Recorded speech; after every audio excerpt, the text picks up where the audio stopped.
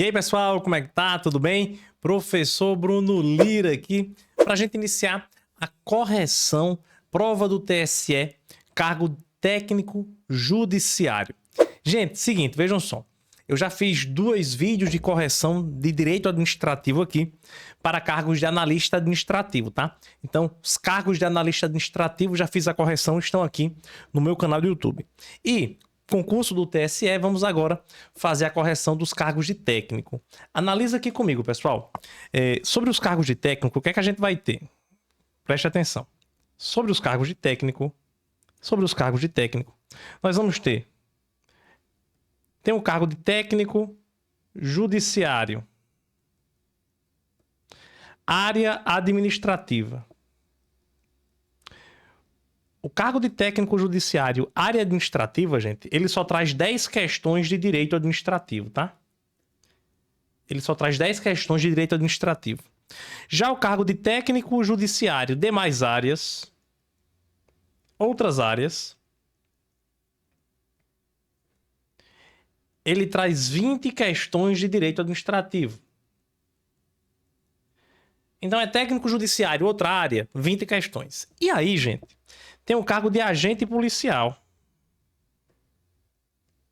Agente policial. O cargo de agente policial, ele tem 25 questões de direito administrativo. Preste atenção no que eu vou te falar. Eu vou fazer a correção desse vídeo aqui das 25 questões dessa prova de agente policial. Por quê? Destas 20 questões, dentro das 25, estão as 20 das demais áreas de técnico e estão as 10 da área administrativa, compreende? Então a banca ela não fez questões diferentes, não. O examinador ele elaborou 25 questões, que são essas 25 aqui, ó, e colocou na prova de agente policial. Dessas 25, ele pegou 20 e colocou técnico administrativo demais áreas. Pegou 10 e colocou técnico administrativo, técnico judiciário, área administrativa. Tranquilo, beleza? Mas as questões são as mesmas. A diferença é que os demais cargos aqui, eles vão tirando algumas questões. A prova mais completa de direito administrativo, agente policial, nós vamos resolver todas as questões aqui, vamos fazer a correção de todas essas 25 questões, de maneira que se você fez para qualquer um desses cargos, você vai conseguir acompanhar a correção. A diferença é que se você fez, por exemplo, para a área administrativa, você vai apenas prestar atenção nas 10 questões que estão na tua prova. Combinado, beleza? Vamos lá, pessoal, vem comigo, olha só. Vai da questão 26 à questão 50 deste de agente policial. Vamos acompanhar aqui comigo. Gente, seguinte, a questão 26, ela diz que a contratação temporária. Primeiro, a introdução vai dizer, né, que essas 5 questões aqui tratam sobre agentes públicos.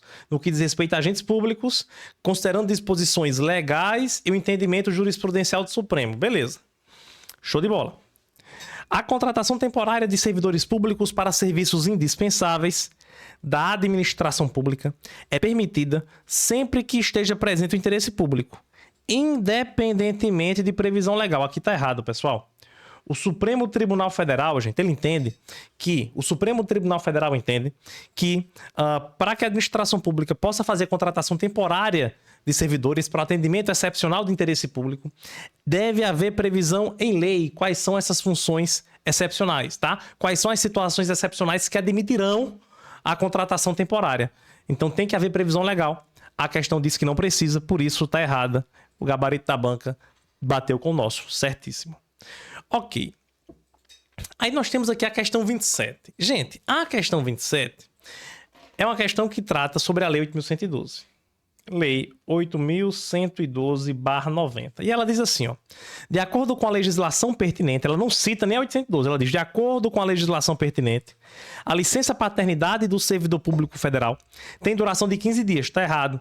De acordo com a Lei 8.112, pessoal, são 5 dias, tá? E existe um decreto que estende para 20 dias. Então, de acordo com a 8.112, são 5 dias. Tem um decreto federal que estende para 20 dias. Mas nenhuma das normas tem a previsão de 15 dias, tá bom? Então, a questão 27, ela está errada. E eu quero fazer uma ressalva que essa questão 27, em minha humilde opinião, ela merece anulação. Porque é o seguinte, pessoal, vejam só. Eu vou colocar aqui na tela o edital para você dar uma olhada, tá? Analisando o edital, gente, nós temos aqui o conteúdo programático de direito Esse aqui é o conteúdo programático para analista judiciário. Deixa eu abrir o conteúdo programático de direito administrativo para os demais cargos. Cadê? Pronto, olha só. Este daqui é o conteúdo de direito administrativo. Este é o conteúdo de direito administrativo que serve para quase todos os cargos, exceto analista judiciário, área judiciária. Não é o nosso caso. O nosso caso, o conteúdo é esse. E preste atenção, pessoal. Eu vou dizer a você, eu vi poucas pessoas falarem sobre isso, tá? Sobre esse erro. Esse erro que eu vou apontar para você aqui, ele também está presente na prova de analista. Na prova de analista judiciário, área judiciária não, outras áreas, também, que é esse mesmo edital, também tem uma questão cobrando 8.112 e que também merece ser anulada. Por quê, professor? Porque é o seguinte, meus amigos e minhas amigas. O tópico de agentes públicos que ele prevê no edital, ele prevê tópico 3, agentes públicos. Dentro de agentes públicos, ele coloca legislação pertinente. Inclusive, até a questão, ela coloca assim, né? Ela coloca de acordo com a legislação pertinente. Querendo induzir você a entender que este tópico estava previsto no edital. Mas tenha calma, vamos lá. Vamos analisar o edital. De acordo com a legislação pertinente. Então, tópico 3, agentes públicos. Tópico 3.1, legislação pertinente. Gente, se ele parasse aqui, ó. Se ele colocasse legislação pertinente, ponto, e não tratasse mais nada nesse tópico 3, tudo certo. Ele poderia cobrar a Constituição Federal, Lei 8.112, ele poderia cobrar os decretos, as resoluções, todas as normas atinentes ao servidor público. Poderia cobrar tudo. O problema, gente, é quando ele coloca 3.1 legislação pertinente, ele especifica. Ele coloca 3.1.1 disposições constitucionais aplicáveis. Isso significa, pessoal, que dentro de legislação pertinente, ele quer que seja cobrado apenas as disposições constitucionais aplicáveis. É um do subtópico, gente. Ele especifica, ele delimita, amigo. Então, o tópico 3.1, legislação pertinente, aí dentro de legislação pertinente, disposições constitucionais, ou seja, artigo 37 ao 41 da Constituição. Ele não pode, gente, trazer simplesmente o tópico 3.1 e se ele traz um subtópico, esse subtópico é o que deve ser cobrado. Se ele colocasse assim, 3.1.1, disposições constitucionais, 3.1.2, Lei 8.112, aí beleza. Aí tava tudo certo, mas não. A partir do momento que ele coloca o 3.1.1 e não coloca nenhum outro subtópico, ele está dizendo que dentro do 3.1, a única matéria que ele quer é essa. A única matéria que ele traz é essa, não tem outra. Agora, repito. Por exemplo, pessoal, ele traz aqui, ó, 3.1.1, disposições constitucionais. Ele pode cobrar qualquer coisa da Constituição, concorda comigo? Qualquer coisa. Agora, se ele trouxesse 3.1.1, disposições constitucionais, aí tivesse 3.1.1.2, artigo 37, 3.1.1.3, artigo 38. Pronto. Ele só poderia cobrar artigo 37 ou 38, porque estaria delimitando. É a situação aqui. Se ele só trouxesse legislação pertinente, poderia cobrar qualquer legislação referente aos servidores. Mas ele delimitou, ele disse, olha, dentro da legislação pertinente eu quero disposições constitucionais. Logo, não há previsão legal, não há previsão editalícia. Não há previsão editalícia para a cobrança da Lei 8.112, não há. Como não há, gente, temos que anular essa questão, tá? Então, ó, essa questão eu vou colocar um asterisco aqui, questão 27... deve ser anulada. Você deve entrar com recurso para requerer a anulação. Isso é, obviamente, se você errou a questão. Questão 28. No âmbito das espécies de agentes públicos, o mesário eleitoral enquadra-se na categoria de particular em colaboração com o poder público. Está certíssimo, gente. Pessoal, o mesário, ele é um agente honorífico, tá? E existem, segundo Maria Silva Zanella de Pietro, existem particulares que estão em colaboração com o poder público. Particulares em colaboração. Esses particulares em colaboração, gente, eu posso encaixar aqui, ó, os agentes honoríficos. E aqui eu entro os mesários de eleição. Eu tenho os agentes delegados. E eu tenho os agentes credenciados. Opa, tô no meio da imagem, né? Pronto, agora fica melhor para você. Agentes credenciados. Então, os agentes honoríficos, sim, eles são particulares em colaboração. São aqueles agentes que exercem função pública em virtude de sua honorabilidade, em virtude de sua honra. Grande exemplo usado em prova é o mesário de eleição, o jurado do tribunal do júri. Então, tá certíssimo a 28. Questão 29 vai dizer pra gente... Questão 29 vai dizer pra gente que a fixação da remuneração dos servidores públicos deverá observar, entre outros, critérios, a natureza, o grau de responsabilidade e complexidade dos cargos componentes de cada carreira. Gente, a questão 29, ela está certíssima de acordo com a Constituição Federal de 88, especificamente o artigo 39 da Constituição traz essa previsão. Questão 30. A proibição de acumular cargos prevista na Constituição Federal de 88 não alcança empregos ou funções das sociedades controladas indiretamente pelo poder público. Errada. Alcança sim, tá, gente? Alcança sociedades controladas direta ou indiretamente pelo poder público. Isso está onde, professor? Também está na nossa Constituição Federal. Então, até agora, 26, 27, 28, 29 e 30 foi EECCE. Deixa eu ver se está batendo com gabarito a banca. EECCE, exatamente. Vamos avançando.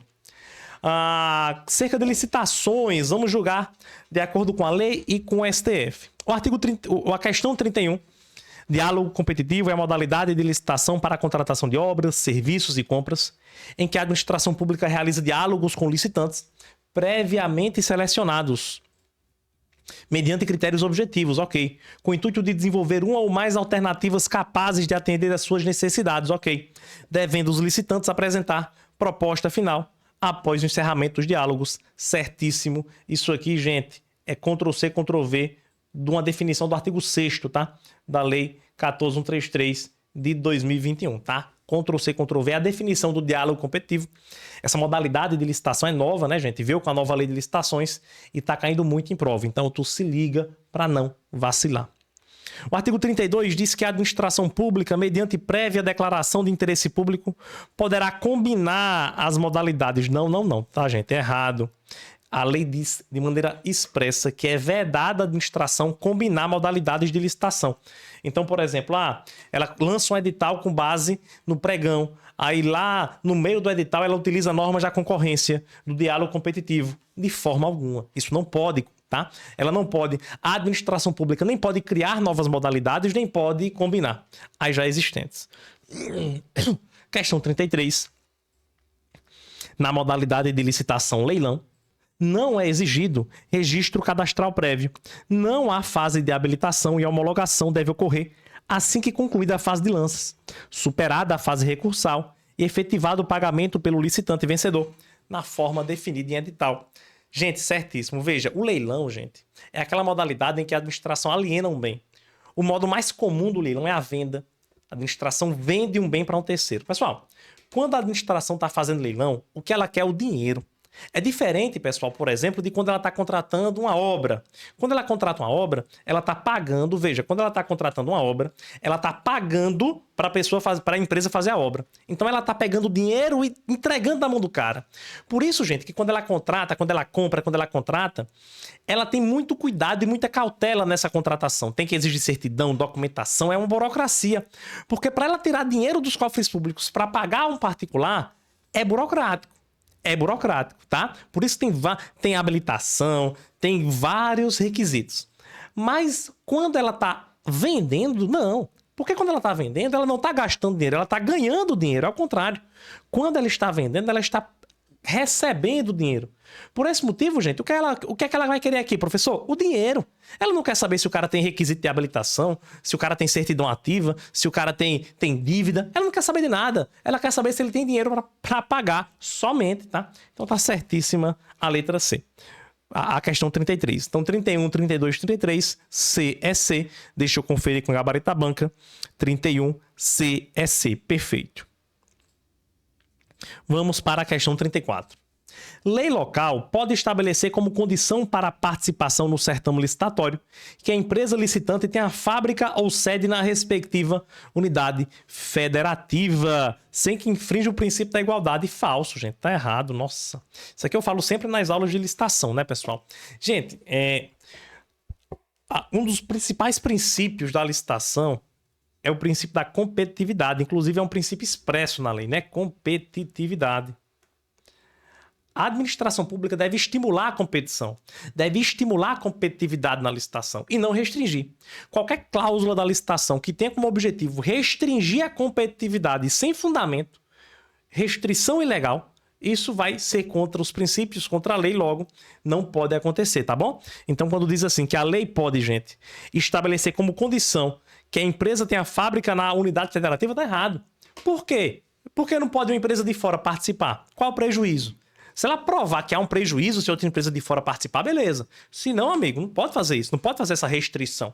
Tudo bem? Então, via de regra, não pode restringir, não. Não pode dizer no edital, só pode participar a fábrica que tenha sede nesse estado, de forma alguma. Não pode. Está errada 34. 35. O processo licitatório será dispensável para a contratação que mantenha todas as condições definidas em edital de licitação realizada há menos de 1 ano, quando se verificar que naquela licitação não tenham surgido licitantes interessados ou não tenham sido apresentadas propostas válidas. Isso daqui, meu amigo, minha amiga, é caso de licitação deserta. Licitação deserta é uma causa de dispensa de licitação, sim. Quando a licitação ela é declarada como desertou, a partir daí a administração tem 1 ano para fazer uma contratação, para contratar uma empresa através de dispensa de licitação, utilizando esse fundamento, tá? Então tá certa a questão 35. Questão 36. De acordo com o princípio da adjudicação compulsória, encerradas as fases de julgamento e habilitação e exauridos os recursos administrativos, o processo licitatório será encaminhado à autoridade superior para adjudicar o objeto e homologar a licitação, inexistindo nesse momento a possibilidade de revogação da referida licitação por motivo de conveniência e oportunidade. Gente, tá errado, tá? Gente, de fato, no final do processo licitatório, o agente de contratação ou a comissão de contratação manda para a autoridade superior o processo licitatório a fim de que ela faça a homologação e adjudicação. Mas a lei fala, gente, que ela pode homologar, adjudicar, pode, mas ela pode anular essa licitação, ela pode revogar a licitação e ela pode determinar o retorno dos autos para saneamento de irregularidade. Tá? Então, quando ele diz aqui, ó, a possibilidade, inexistindo nesse momento a possibilidade de revogação, tá errado. Pode revogar quando a autoridade, lá no final do processo, quando ela recebe, ela pode revogar. Tranquilo, beleza? Então, sim, esse princípio da adjudicação compulsória existe. É a ideia de que a administração pública, quando faz uma licitação, se ao final da licitação ela decide contratar aquele bem, ela tem que contratar com o vencedor da licitação compulsoriamente. Existe o princípio, mas o erro está no final, tá bom? Ela pode revogar mesmo tendo um vencedor na licitação, mas ela pode revogar. 34, 35, 36, SE, tudo certo, batendo com a banca até agora, nenhuma questão para... Aliás, perdão, tem aquela questão da Lei 8.112, né? Que cabe anulação, você vai entrar com recurso. Em relação à organização administrativa, questão 37. O capital social das empresas públicas é constituído por capital privado e público, errado. Capital privado e público se trata quando eu tenho sociedade de economia mista, né, gente? Não é o caso. Aqui eu tenho empresa pública, logo o capital é 100% público. 38. As autarquias podem ser de direito público ou privado, negativo. A autarquia, meu amigo, minha amiga, sempre vai ser de direito público. Não existe autarquia de direito privado. Errado também. Na administração pública, a desconcentração ocorre entre pessoas jurídicas diversas, enquanto a descentralização se caracteriza pela distribuição interna de consequências no âmbito de uma pessoa jurídica. Questão tranquila, tá, gente? 37 tranquilíssima, 38 também, 39 também tá errada. Por quê, professor? Porque ela inverteu, né, gente? Lembra, a dica que eu dou na aula é o seguinte, ó, desconcentração tem O de órgão e descentralização tem E de entidade. O que é que isso significa? Significa que na desconcentração é quando a gente distribui internamente uma atividade para órgãos públicos. Distribui internamente. Descentralização é quando eu distribuo uma atividade para outra entidade. Então tem duas pessoas jurídicas aqui, de uma pessoa jurídica para outra pessoa jurídica. Então ele inverteu. Na verdade aqui seria descentralização e aqui seria desconcentração. A questão 40 é a questão que para mim cabe recurso. Por quê, gente? A questão 40, gente, ela diz assim, ó. Os bens das empresas estatais de direito privado que prestam serviços públicos são impenhoráveis. Isso aí tudo bem. Vejam, pessoal, segundo o Código Civil, os bens públicos são aqueles bens que pertencem às pessoas jurídicas de direito público, tá? Então, os bens das estatais não são bens públicos, tudo bem. Mas eles têm algumas características de bens públicos, como, por exemplo, a impenhorabilidade. A empresa estatal é uma PJ de direito privado, mas a empresa estatal que presta serviço público, ela pode ter bens impenhoráveis. Os bens da estatal que presta serviço público, os bens que ela utiliza para prestar o serviço, ou seja, aqueles bens que são essenciais à prestação do serviço, são bens que nós chamamos de bens impenhoráveis. Ele não é um bem público, mas tem essa característica do bem público. Tudo bem? Logo, até aqui tudo bem. Mas ele diz assim, pessoal, veja. Aplicando-se ao ente da administração indireta, no caso a empresa estatal, o regime de precatórios previsto na Constituição. Gente, o regime de precatório, ele é da Fazenda Pública. O regime de precatório, ele é inerente à PJ de direito público, essa é a regra. Tem exceção, professor? Tem. Veja, o Supremo Tribunal Federal, neste caso de 2017, ele julgou assim, ó, a jurisprudência da Suprema Corte é no sentido da aplicabilidade do regime de precatório às sociedades de economia mista, que são prestadoras de serviço público. Então, olha, a sociedade de economia mista é uma empresa estatal que presta serviço público próprio do Estado e de natureza não concorrencial. Então, vejam, pessoal, o Supremo Tribunal Federal, ele entendeu que para a empresa estatal gozar do regime de precatório, ela tem que atender dois requisitos. Quais sejam? O primeiro requisito é que seja prestadora de serviço público, isso aqui a questão citou, mas tem um segundo requisito, que ela tem que atuar em regime de monopólio, em regime não concorrencial. A questão, gente, ela diz assim, ó, ela fala que essa empresa estatal é prestadora de serviço público, show de bola. Mas ela diz assim, aplicando-se ao ente o regime de precatório. Ela não fala, pessoal, que essa empresa estatal atua em regime não concorrencial. Veja, para adotar o regime de precatório, a empresa estatal ela tem que atuar na prestação de serviço público, mas ela tem também que atuar em regime não concorrencial. A empresa que a questão traz, ela diz, as empresas estatais de direito privado prestadoras de serviço público.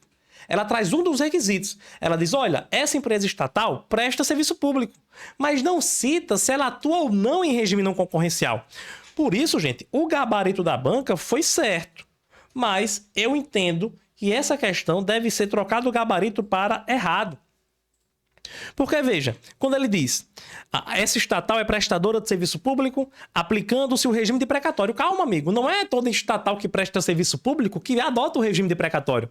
Tem que ser uma estatal prestadora de serviço público atuando em regime não concorrencial. Ele faltou trazer um segundo requisito. Então, para mim, tá errado, tá? Para mim, tá errado. Ou, se não troca para errado, anulação. Pode argumentar na anulação dizendo o seguinte, olha...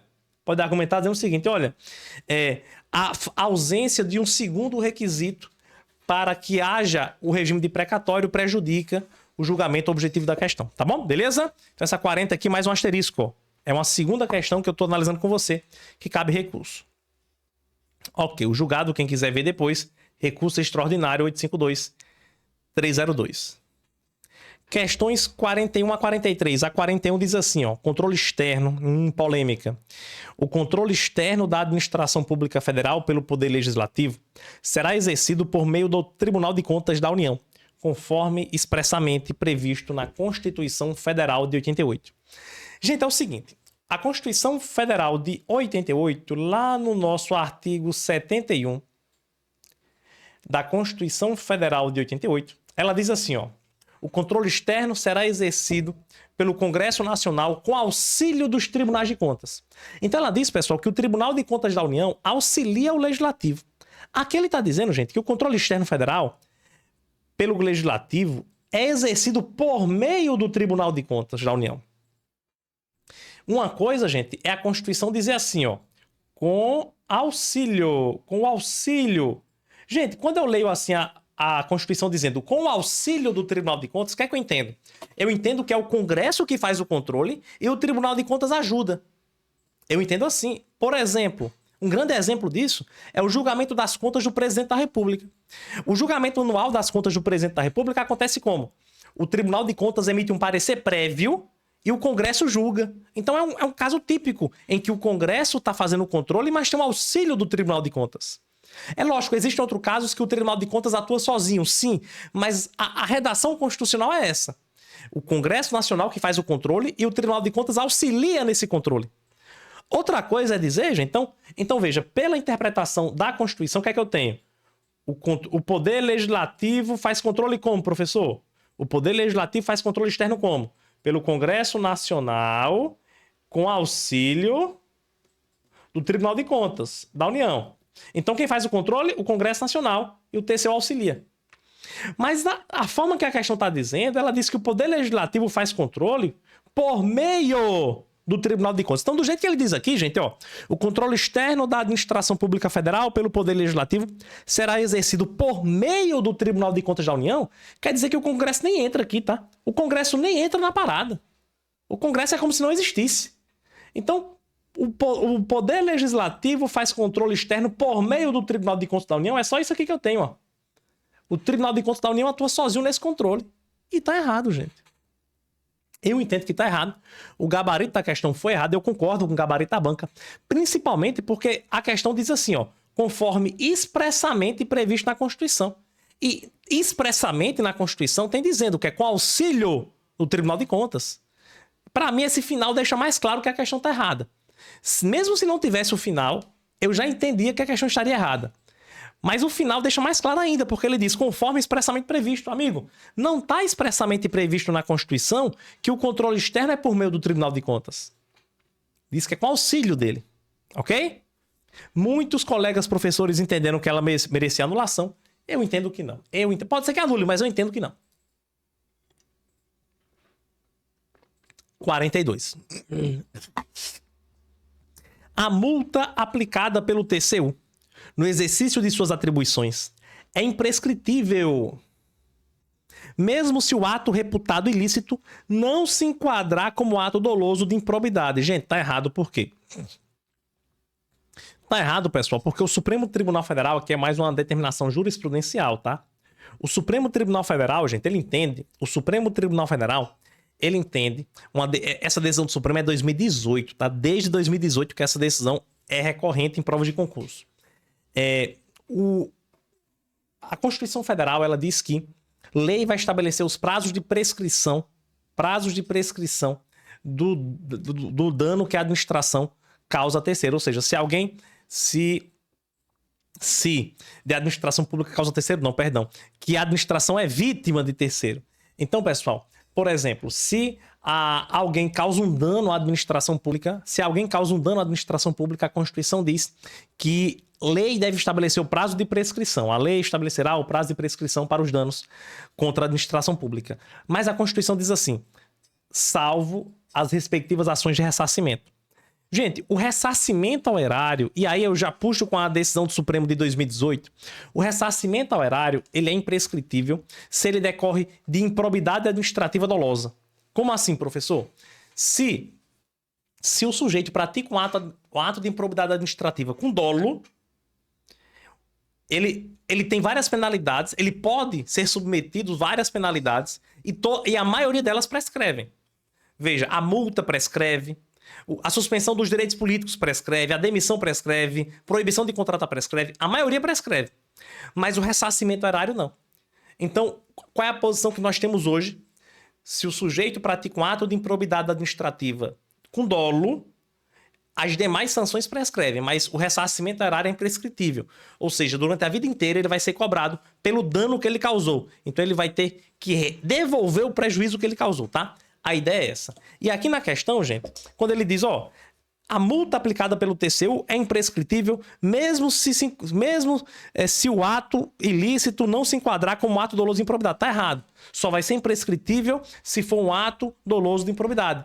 Ainda mais, ainda assim, mesmo sendo um ato doloso de improbidade, só será imprescritível a ação de ressarcimento. A multa não, a multa prescreve. Só será imprescritível a penalidade de ressarcimento. E ainda tem mais. Na improbidade administrativa, o Tribunal de Contas, ele não é competente para ingressar com a ação e muito menos para julgar. Quem julga uma ação de improbidade administrativa é o Poder Judiciário. Tudo bem, beleza? Então tá tudo errado nessa questão. O gabarito tá certinho. O gabarito tá batendo aqui. 42, 43. Dado o limite do controle judicial sobre a administração pública, o Poder Judiciário não pode determinar que um Estado ou município realize um concurso público visando a contratação de médicos, em caso de ausência ou deficiência grave do serviço de saúde, pois tal determinação violaria o princípio da separação dos poderes. Gente, vamos conversar, e aqui é polêmica também. Aqui é uma questão já que pode caber recurso ou não. Vejam, ele diz que o Poder Judiciário não pode determinar que um Estado ou município realize um concurso visando contratação de médicos, porque está dizendo que o serviço, o direito fundamental à saúde está sendo prejudicado porque não tem médico. Então, o Judiciário ele pode determinar que a administração realize o concurso, sim ou não? O que é que você acha? Vamos ver a jurisprudência do Supremo, gente, em relação ao tema. Jurisprudência do Supremo em relação ao tema. Ele diz assim, ó. A intervenção do Poder Judiciário em políticas públicas voltadas à realização de direitos fundamentais, em caso de ausência ou deficiência grave do serviço, não viola o princípio da separação dos poderes. Ou seja, gente, se a administração pública está omissa na garantia de políticas públicas, na garantia de direitos fundamentais, essa ausência de garantia dos direitos gera grave deficiência do serviço, o judiciário pode intervir. E essa intervenção do judiciário para a garantia dos direitos fundamentais não gera violação ao princípio da separação dos poderes. Só que veja no segundo parágrafo, pessoal, que essa decisão do Supremo diz assim, ó, a decisão judicial, como regra, em lugar de determinar medidas pontuais, deve apontar as finalidades a serem alcançadas e determinar a administração pública que apresente um plano ou os meios adequados para alcançar o resultado. Ou seja, o que é que ele está dizendo aqui? Olha, a administração não vai determinar que ele faça um concurso ou que ele faça uma contratação, não. A administração não vai determinar medidas pontuais. Ela deve apontar as finalidades. Como assim? Ela vai dizer, olha, Estado, seguinte, ó, eu tô vendo que o serviço, o direito fundamental à saúde, aí você não está cumprindo. Eu vou dar um prazo aqui de 30 dias para você me apresentar um plano de como resolver esse problema. O judiciário pode fazer isso. Mas o judiciário não pode dizer assim, olha, tu tem que fazer concurso para resolver esse problema. Porque o judiciário, gente, nesse caso, ele estaria adentrando no mérito administrativo. Nesse caso, o judiciário, ele estaria entrando na análise de interesse público. Por quê, professor? Porque, vejamos, nós temos um problema. Nós temos um problema para resolver. Uma política pública não está sendo cumprida. Beleza. O Estado faz parte da discricionariedade e do mérito administrativo, gente, que o Estado pense em como resolver esse problema. Ele viu o problema, o serviço está deficitário. E ele vai pensar na resolução. Pode ser um concurso, como pode ser a própria jurisprudência do Supremo diz, olha, nos casos de serviço de saúde, o déficit de profissionais pode ser suprido por concurso, por exemplo, pelo remanejamento de recursos humanos, pela contratação de OS ou de OCIPs. Então, o próprio Supremo admite que para resolver o problema de déficit de pessoal, não é apenas o concurso público que resolve. Pode ser concurso, pode ser remanejamento, pode ser uma terceirização. Então, perceba que se o Estado, se o Judiciário, ele já na decisão determina que tem que fazer concurso, ele está adentrando no mérito. Ele está tirando da administração a possibilidade de escolher entre concurso ou entre outra possibilidade, ou entre outra solução. Tudo bem, gente? Então vejam. De fato, para mim, quando o Judiciário, na minha interpretação, vejam só, na minha interpretação, quando o Judiciário determina que tem que fazer concurso, viola a separação dos poderes. E a questão diz isso. Dado o limite do controle judicial, o Poder Judiciário não pode determinar que o Estado ou município realize um concurso visando a contratação de médicos, porque violaria separação. Eu, Bruno, entendo certo. A banca entendeu como errada a questão 43. Mas eu entendo como certo. Então, eu já vou colocar aqui, ó. A banca marcou como errado, mas eu entraria com recurso para mudar para certo. Por quê? Até vou botar um asterisco aqui, ó, de que cabe recurso também, tá? Deixa eu ver as outras. Então, beleza. Mas o que eu acho, vejam só, o que é que eu acho que a banca utilizou como subterfúgio para colocar errado? Porque no julgado, na tese de repercussão geral, gente, o examinador certamente ele leu apenas a tese. Ele não leu o julgado como eu li. Eu li o julgado para dar uma olhada, tá? Mas ele leu apenas a tese. E na tese ele diz assim, ó, a decisão judicial, como regra, em lugar de determinar medidas pontuais, deve apontar finalidades. Então, o judiciário aqui, o que foi que ele entendeu? Opa, tem exceção. Perdão, o judiciário não, o examinador. O examinador aqui, quando ele viu o julgado, ele falou, tem exceção. Então ele imaginou o seguinte, a regra é que o judiciário não pode apontar medidas pontuais. Via de regra não, mas tem exceção. E aí ele colocou na questão, o judiciário não pode determinar o concurso. O que foi que ele imaginou para fazer uma pegadinha aqui? Opa, de fato, via de regra não pode, mas a lei diz que como regra, então tem exceção. Então, a cabeça doente do examinador, perdão, examinador, mas a cabeça do examinador, quando ele colocou assim, ó, eu vou colocar aqui que o judiciário não pode determinar o concurso, o pessoal vai marcar que tá certo, mas na verdade tá errado porque tem exceção. Tem caso que o judiciário pode determinar que haja concurso, porque justamente a jurisprudência deixa essa brecha como regra. Então tem caso que pode, mas na verdade não. Eu vou dizer para você que o raciocínio do examinador tá errado. Por quê, gente? Porque é o seguinte, ó. Quando o STF diz assim, nesse julgado, com a decisão judicial como regra, em lugar de determinar medidas pontuais, deve apontar finalidades, ele quer dizer, pessoal, que na política de saúde, via de regra, de fato, o judiciário não pode determinar medidas pontuais. Mas tem exceção. Agora, essa exceção, gente, não é em relação a esse caso de concurso público. Essa exceção aqui não é em relação a isso. Essa exceção é em outros casos. Por exemplo, gente, como regra, o judiciário não adota medidas pontuais. Mas eu vou lhe citar uma exceção. Uma exceção, por exemplo, no caso de medicamento. Eu preciso de um medicamento, a administração diz que não tem. Eu vou e judicializo. Nesse caso, o judiciário pode determinar a obrigação do Estado, não pode? Excepcionalmente pode. Não é nem regra, tá, gente? Eu dei uma olhada no julgado e o STF no julgado diz, olha, não é o ideal que a gente fique deferindo por aí, em decisões judiciais, concessão de medicamento de maneira individualizada. Não é o ideal. A gente faz. Em outras palavras, né, gente? A gente faz, mas não é o ideal. Porque quando a gente vai determinar uma medida, a gente tem que entender e tem que imaginar se essa medida pode ser cumprida por todo o Estado. Aí entra a ponderação do princípio da reserva do possível, da limitação orçamentária.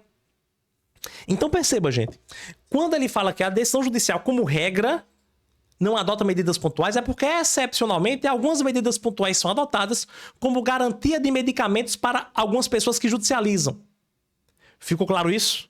Tem vários outros pontos que eu poderia discorrer com você, mas para não ficar tão longo, a ideia é essa. Então, esse como regra, o examinador entendeu de maneira errada. Ele entendeu que esse como regra é sobre admitindo a possibilidade de exceção para o judiciário determinar concurso, mas não é sobre isso. Esse como regra, é admitindo a possibilidade do judiciário adotar medidas pontuais, que não é concurso. São casos específicos, casos concretos.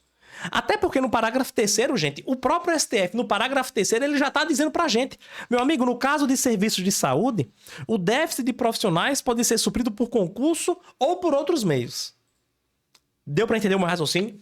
É assim que eu penso. Por esse motivo, eu entraria com recurso para essa questão 43, porque, na minha opinião, ela tá certa. Ela tá certa. O examinador quis fazer uma pegadinha, mas ela tá certa. Tá certinha, realmente viola a separação dos poderes.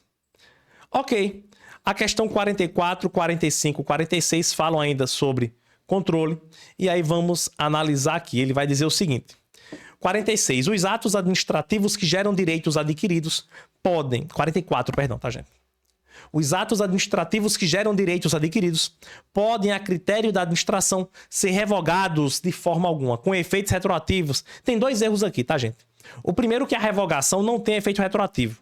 A revogação ex nunc, não retroage. Primeiro ponto. Segundo ponto, existem atos que não podem ser revogados. Atos vinculados não podem ser revogados, atos que integram procedimento, atos materiais, atos enunciativos. E um dos exemplos de atos que são irrevogáveis são atos que geram direitos adquiridos. Esses atos, eles não podem ser revogados, tá? Não podem ser revogados de jeito nenhum. Tá falso e concordo com o gabarito da banca. 45. O controle judicial do ato administrativo de natureza discricionária abusivo não viola o princípio da separação dos poderes. Aqui, certo, beleza, de fato. Gente, o ato discricionário ele pode ser controlado judicialmente. Porque lembra que o ato discricionário, pessoal, ele tem aspectos vinculados, tá? E até mesmo nos aspectos discricionários existe uma limitação. Lembra dos requisitos do ato administrativo, COFI, FOMOB, né? Competência, finalidade, forma, motivo e objeto. Desses 5, gente, mesmo quando o ato é discricionário, esses três continuam vinculados. Então, mesmo quando um ato é discricionário, se o ato é praticado por um agente incompetente, o judiciário pode controlar. Se desobedece à finalidade ou à forma, o judiciário pode controlar. Ou até mesmo quando, por exemplo, o motivo é discricionário, mas existe uma limitação na discricionariedade, não é absoluta. Existe uma limitação do mérito na análise de interesse público. Se a administração extrapola essa análise de mérito, aí o ato se torna ilegal, o judiciário pode controlar. Tranquilo, beleza? Ok, vamos avançar para a questão 46. O Poder Judiciário deve manter controle administrativo interno, sim, de forma integrada com os demais poderes, com o objetivo, entre outros, de comprovar a legalidade e avaliar resultados quanto à eficácia, eficiência, gestão orçamentária, financeira, patrimonial, nos órgãos e entidades da administração federal, bem como da aplicação de recursos públicos por entidades de direito privado. Certinha, gente, isso aqui é a redação da Constituição Federal de 88. Ela diz que todos os poderes devem manter um sistema de controle interno integrado, tá? Com os demais poderes. Então tá certinho. 44 errado, 45 certo, 46 certo, batendo com o gabarito da banca. A 47 e a 50 falam sobre responsabilidade civil do Estado. Eu achei bem tranquilo essas questões, tá? A 47 fala sobre culpa concorrente. Diz que a culpa concorrente da vítima é causa excludente de responsabilidade. Tá errado. A culpa concorrente é causa atenuante, tá, gente? Ela apenas atenua, diminui a responsabilidade, ela não exclui. O que é excludente de responsabilidade é culpa exclusiva da vítima. Exclusiva sim, concorrente não. Falso, errado. E a banca também marcou errado. 48. As pessoas jurídicas de direito público e as de direito privado prestadoras de serviços públicos responderão pelos danos que seus agentes nessa qualidade causarem a terceiros. Até aqui, gente, vejam só. Eu vou pular um trecho dessa questão, tá? Responderão pelos danos que seus agentes nessa qualidade causarem a terceiros, assegurado o direito de regresso contra o responsável nos casos de dolo ou culpa. Gente, essa parte que eu li para você é nada mais nada menos do que Constituição Federal. Artigo 37, parágrafo 6º. Ctrl+C, Ctrl+V, tá? Aí ela insere essa frase aqui, ó. O examinador inseriu isso. Isso faz com que a questão fique errada? Não. O que é que isso significa? O que é que ele está dizendo aqui? Ele está dizendo o seguinte, olha. A administração responde pelos danos que os servidores, na qualidade de servidores, causam a terceiros. Inclusive, se esse terceiro for um servidor público em exercício. Tem problema. Não tem problema.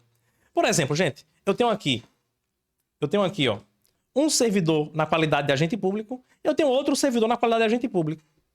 Se esse servidor na qualidade de agente causa dano pessoal neste servidor, por exemplo,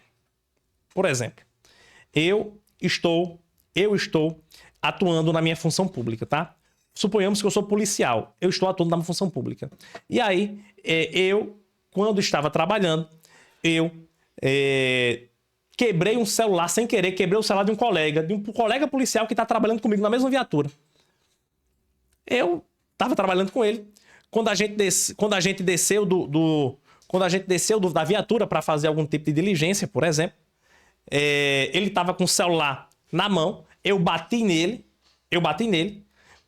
fui fazer uma brincadeira com ele, bati nele, e aí esse celular que eu bati, o celular caiu no chão, quebrou, causei um dano a ele. Veja, eu tô em exercício, ele também tá em exercício, mas eu causei um dano pessoal a ele.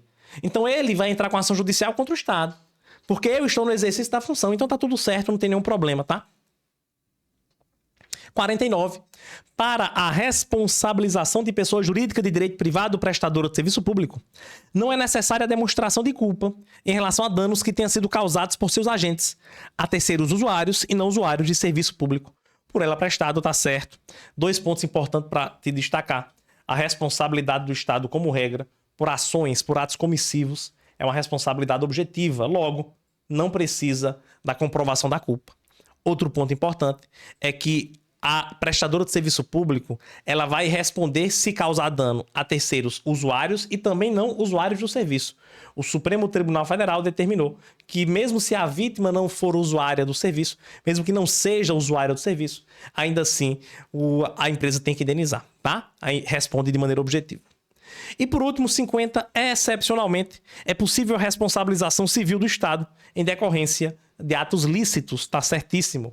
Só que a doutrina estabelece que para que eu possa responsabilizar o Estado por atos lícitos, eu preciso de 2 requisitos. Eu preciso que o dano seja um dano anormal, é o dano que ultrapassa o mero dissabor do dia a dia, tá? Ultrapassa o mero inconveniente. E tem que ser um dano especial, é um dano que atingiu uma pessoa de maneira específica.